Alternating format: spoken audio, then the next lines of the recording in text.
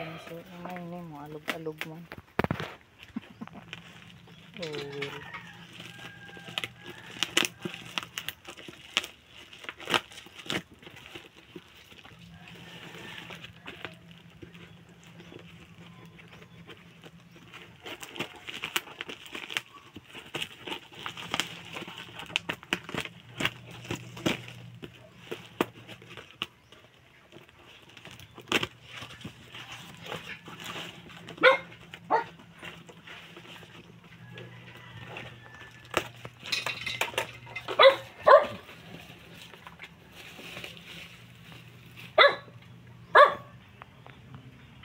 Sakto? Ha? 5.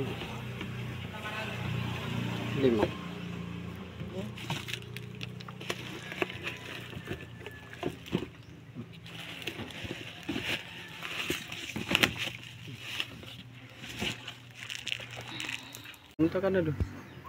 Hello guys, good morning. So welcome back to my YouTube channel. This is Otoboyson. So mayroon akong i-share sa inyo guys itong nakikita ninyo na langis. So sharing is caring lang. So hindi naman natin inaano yung mga mekaniko natin, mga kapwa mekaniko natin na discriminate natin. Ito i-share ko lang sa inyo.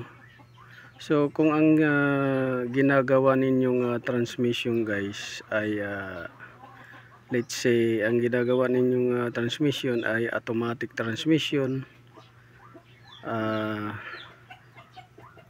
yung dual clutch transmission. So kung ano yung specific na langis na ginagamit, yun dapat ang ilalagay ninyo para hindi masira yung transmission.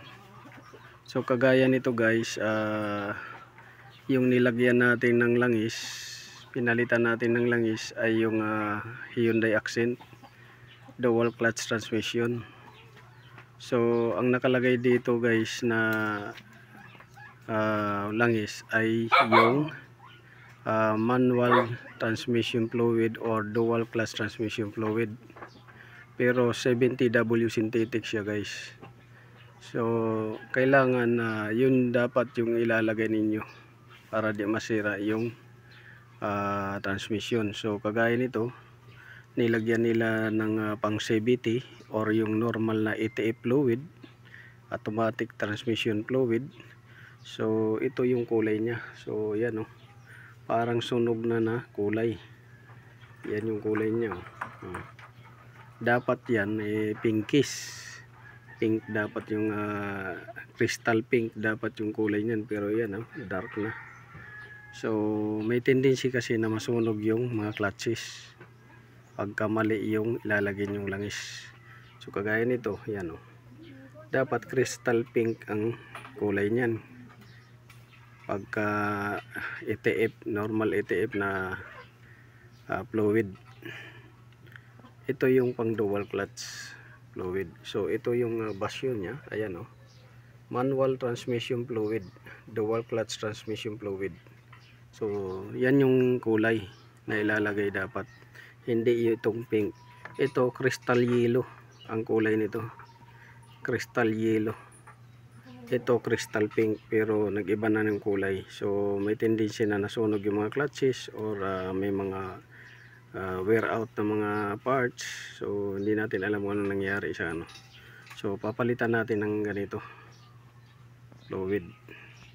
So ang ginawa kasi nila, siguro hindi sila nakakuha guys ng nakahanap ng itong fluid na to dahil mahirap hanapin to at saka mahal to, halos 2,000 sa ibang store, 1,600 to 2,000 ang isa.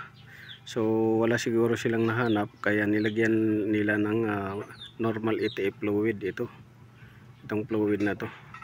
So ang hindi nila alam, makakasira to dahil ang specification na fluid is ito talaga, crystal yellow ang kulay, hindi itong normal ETF. So itong ETF na to pang CVT na mga ETF, automatic transmission na fluid o transmission, AMT ng mga transmission, IMT, ganyan. So ito yung mga fluid na ginagamit sa mga automatic na normal fluid ng E-tape. Pati sa power steering ito rin ang ginagamit.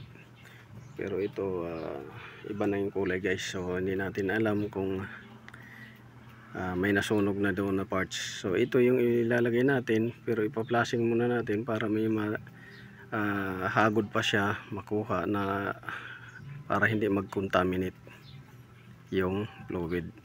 So tandaan, hindi natin discriminate yung mga kapwa mekaniko natin, pero paalala lang, kung wala kayong mahanap na ganito na fluid, itong fluid na to, bili na lang kayo sa kasa. Kung wala sa parts store sa mga tindahan, bili na lang kayo sa kasa.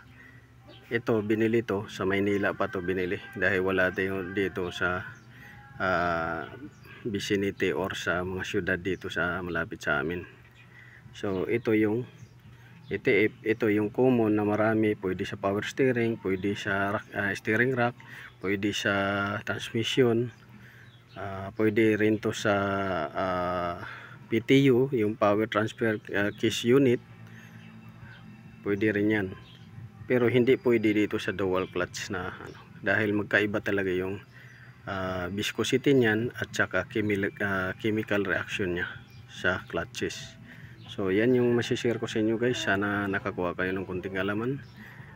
Sharing is caring, hindi natin discriminate yung kapwa nating mekaniko, pero para makatulong na rin, huwag na ninyong ulitin yung mga ganitong senaryo na lalagyan ninyo ng normal fluid ng E-tape, hindi naman akma doon sa transmission. So yun lang guys, sana nakatulong to. God bless, maraming salamat, at naway pagpalain tayo ng may kapal. So ito guys, natapos na natin pag change oil. So ang kulang na lang nito, calibration at saka initialization ng actuator. So yan, na-change oil natin. So nakahanger to guys, yan, kasi pag calibrate at saka initialized, minsan may mga function doon sa computer na kailangan patakbuhin yung gulong. So nakahanger siya. Tapos may oil na rin yan, tama na yung oil. So ang kulang na lang natin yan is calibration. So yun yung masasabi ko sa inyo guys, kailangan na tama yung langis para hindi masira yung transmission. So hindi pa natin alam kung mag-activate yung mga gear shift solenoid nya at saka actuator, dahil may something naman sa loob na nakita tayo. So yun, update ko lang kayo guys pagka makatakbo na to yung reaction.